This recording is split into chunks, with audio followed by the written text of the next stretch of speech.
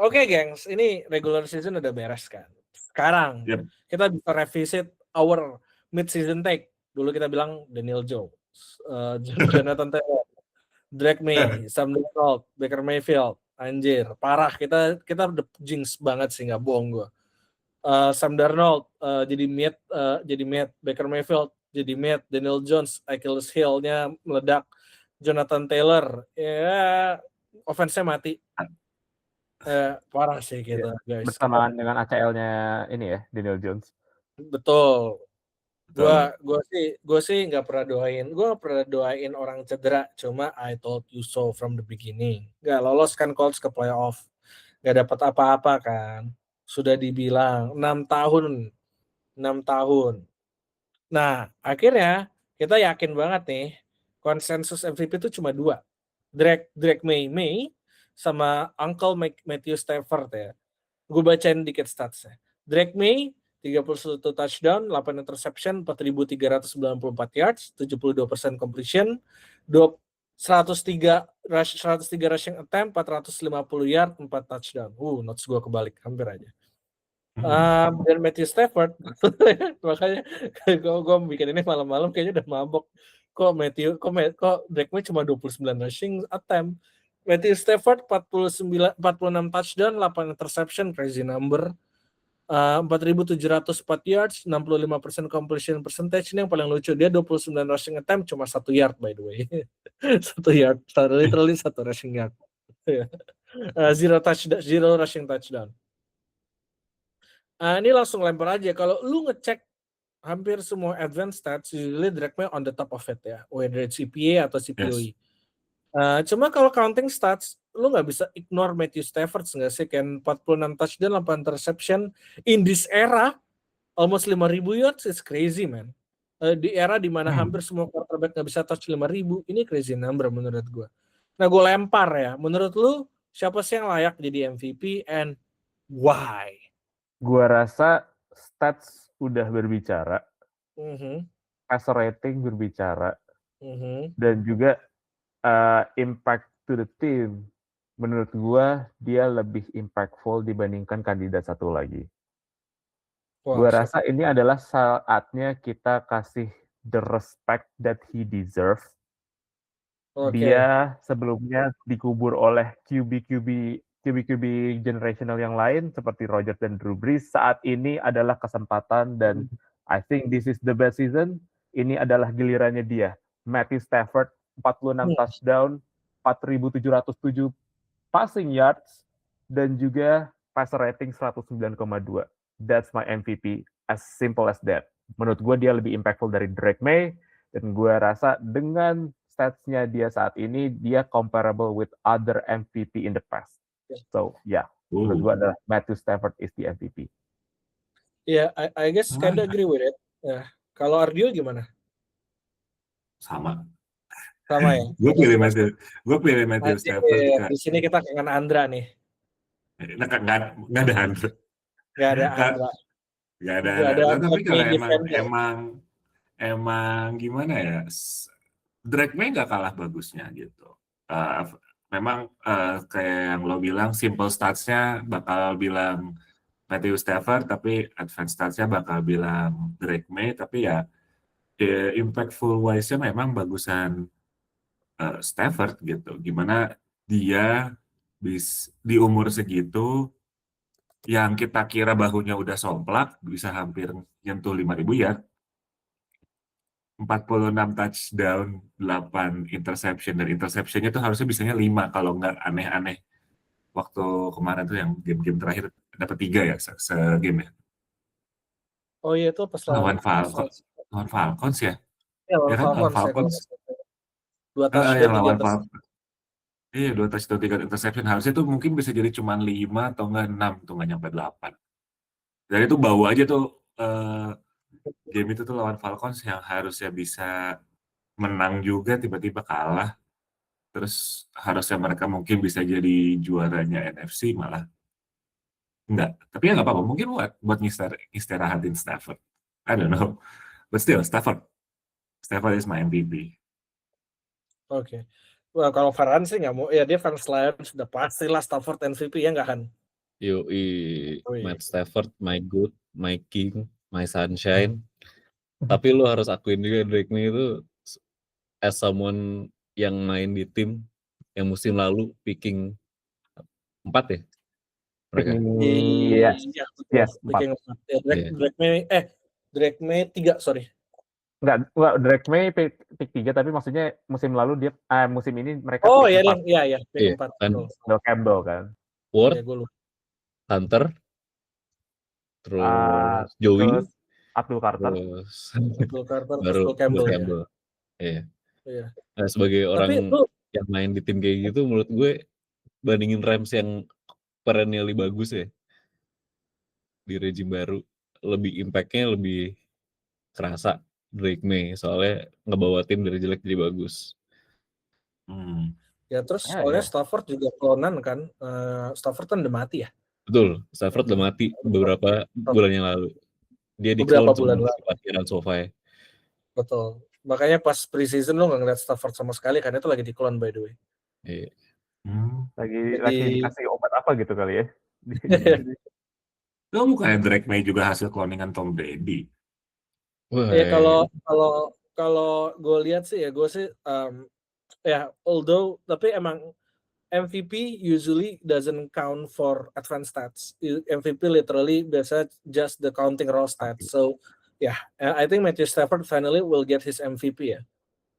For Yeah. someone his caliber belum pernah dapat MVP, it's kinda ya karena yang lu bilang Kak Buset dia pas zaman quarterback generasi. Saingannya bayangin aja Aaron Rodgers, Drew Brees. Si Stafford juga saingannya ada Matt Ryan, terus juga Cam Newton waktu itu lagi one of the best MVP season. Jadi banyak saingannya dia. Stafford Pas tuh mereka bukan udah beres, talent. Mahomes datang. Aduh. Nah, Stafford bukan kalah talent, tapi kalah dia main di Detroit. Gitu aja. Betul. Ya. Nggak pernah over 10 win juga kan sebelum dia pindah ke Rams. All Pro aja feeling gue nggak pernah sih. Dia Pro Bowl itu baru 3 kali loh. Belum pernah All Pro. Sama sekali. Belum pernah All Pro. Gila sih. Matthew Stafford disrespect going on too long. I think this is the time he get the MVP. Dia udah dapat Super Bowl, udah dapat MVP, dia bakal first ballot Hall of Famer sih. Gue udah pas dia cuma just need the MVP. I pretty sure think he will get first ballot sih. Case-nya agak menarik sih sebenarnya ya. Karena secara award-nya juga dia nggak terlalu banyak. Cuman the impact ya lu nggak bisa mungkirin lah kayak seberapa impactful dia di Detroit dan juga seberapa impactful dia di Rams. Rams langsung juara bro, musim pertama dia langsung juara. That's how impactful Matthew Stafford is. 40 yang gue juga bingung lagi, musim pertamanya di Rams tuh dia lumayan gila, 41 touchdown, 17 interception. Dia nggak dapat All Pro. Gue sampai kaget sih. Bahkan dia nggak dapat Pro Bowl boy di 2021, dia nggak dapat Pro Bowl, nggak dapat All Pro, nggak dapat apa-apa. 21 tuh karena saingannya di NFC itu ada Aaron Rodgers yang menang MVP, ada Tom Brady yang leading the league in passing yards, sama waktu itu tuh ada siapa lagi ya? Gue lagi ingat-ingat 2021 itu 2021 dia nggak dapat Pro Bowl. Dia Pro Bowl 2014, 2023, 2025. Oh 23 ya malah. 2023 sama 2025 dia dapat Pro Bowl. Dia 2021 dapat the best out of it sih, Super Bowl win. Tapi dia nggak dapat personal accolades, dia nggak dapat apa-apa. Ini nggak sih tutup sama teman-temannya nggak sih kayak waktu 2021 ya ketutup Cooper Cup, sekarang hampir ketutup Puka gitu. Argumen weapon sih ya sebenarnya yang bikin mungkin orang lebih pertimbangin Drake May dibandingkan Stafford. Puka, cuma Devontae, he should get his first All Pro sih. Gila sih 46. Kalau dia menang MVP, he'll get the All Pro. Dia belum pernah dapat All Pro. Dia dapat MVP, All Pro. Kalau dia menang Super Bowl lagi, first ballot Hall of Famer. Karena salah satu juga menurut gue karena first ballot Hall of Famer tuh seenggaknya lu punya satu All Pro. Makanya case-nya kayak Eli, kayak Rivers itu orang punya debat kalau mereka nggak masuk di Pro. Tapi mereka harus punya personal accolades di Pro Bowl atau All Pro buat dapat apa namanya first ballot. Itu salah satu keharusan kayaknya. Ya, itu harus betul. Unwritten rule. Cuman kalau Hall of Famer gue yakin mereka udah guaranteed. Iyalah, cuma kan entah kayak in whichever ballot. Nah, kita setuju ya, Stafford is our MVP. Sorry Indra, lu nggak di sini, tapi lu lagi bekerja di luar sana. Sedang jadi ambasador. Iya, jadi ambasador. Tapi the price lo nggak punya Drake May defender di sini. Although gue bilang dulu Drake May my MVP, cuma the stat is the stats, man. You cannot argue with the stats. Konsep dari most valuable player itu ketika si most valuable player itu di take out, apa yang terjadi gitu loh. Berarti artinya apa? Kalau misalnya kita out, let's say Drake May di bench gitu kan, suruh Josh Dobbs main, maybe bakal kalah gitu loh. Strong points-nya tuh sebenarnya lo harus look deeper gitu sih untuk untuk tahu Drake May itu sejago apa. Yards per attempt itu paling tinggi. Completion percentage overall paling tinggi. Artinya Drake May ngelempar lebih jauh dan lebih akurat dibanding siapapun gitu. Oke, abis itu kita mau quick aja. Gue pengen tahu lu semua your personal, termasuk Farhan ya, your Oroy, your Diroy, coach of the year, defensive player of the year, offensive player of the year, dan comeback player of the year. Mau sama juga nggak apa-apa. But I want to hear it. Lu quick aja, kalau mau jelasin cepet aja. Kita mulai dulu dari produser kita, Farhan. Oroy, Diroy, Coti, Depoy, Opoy, Cepeti. Cheer. Oroy Will Campbell. Will Campbell. No. Oh, offensive lineman loh. Offensive line. Diroy, Schlesinger. Apalagi ya? CPOY, Joe Burrow lah, Joe Burrow. Joe Burrow, oke. Apalagi? Coach of the year? Iya. Coach of the year, Banyak nih pilihannya. Mike McDonald. Mike McDonald. Depoy sama Opoy. DPOY Myles Garrett, nggak usah mikir. Oh. Opoy, JSN, selalu dia menangin Liga Fantasi gue. Terima kasih. JSN tahun ini borderline kayak Cooper Cup anjing. Oke, thank you Farhan. Ardio. Oroy-nya Ted McMillan. Slow but steady. Alright. Ya dia 1000 yards. Dia 1000 yards. Nggak kebalik sama Ekbuka yang tiba-tiba agak nurun. Dia yang naik. Terus Diroy-nya sama Carson Schwarzenegger. Terus Coach of the Year ya? Coach of the Year-nya Sean Payton deh. Sean Payton, oke. Sean Payton lah, gimana caranya bawa QB yang namanya kayak kuda bisa juara 1. Selain karena cocok logi Year of the Horse, the Red Horse. Depoy-nya sama Myles Garrett, nggak usah mikir banyak. Opoy-nya sama JSN juga itu who will after lah, hampir 1.700 yards, 1.800. Comeback player-nya George Pickens. Oke. Comeback player. Mungkin definisinya nggak sempat cedera sih, tapi kayak redup, tahu-tahu bagus gitu main di Cowboys. Oke, itu buat Ardio ya. Comeback player-nya George Pickens. Oke. Kalau Oka, lu sekarang, gue terakhir. Banyak nih award-nya. Oroy. Iya, gue akan stay with my prediction di episode kita di episode 8 ya. Ted McMillan. Walaupun banyak, sebenarnya kandidatnya juga banyak nih untuk Offensive Rookie of the Year. Diroy, gue akan going out of left field dan gue akan pilih defensive back dari Seattle, Nick Emanwori. Finally. Very good defensive back, man. Menurut gue dia udah masuk kandidat di defensive rookie of the year, terutama dengan race-nya yang cukup ketat sekarang ini. Coach of the year, gue akan pilih Liam Cohen. Liam Cohen sebenarnya kandidatnya juga ada beberapa nih untuk Coach of the Year, tapi Liam Cohen bisa bawa offense-nya Jaguars menjadi much better dibandingkan 2022 pas mereka masuk playoff. Itu adalah achievement sendiri buat Liam Cohen. Terus Defensive Player of the Year, gue rasa kita akan unanimous. Myles Garrett, 23 sacks. Nggak perlu terlalu banyak mikir, bener kata kalian semua. Offensive Player of the Year, gue kaget nggak ada yang milih Christian McCaffrey ya. Ya, itu jawaban gue lagi. Siap. Christian goddamn McCaffrey itu Ya. dia bisa bawa offense-nya 49ers ketika mereka kehilangan Purdy, kehilangan Kittle. Dia adalah satu-satunya sumber offense dari 49ers di awal-awal season, dan sekarang tim mereka secara offense sudah komplit. Dan yang terakhir adalah comeback player of the year. Lagi-lagi gue kaget nggak ada yang nyebut ini, tapi kenapa nggak ada yang nyebut Philip Rivers?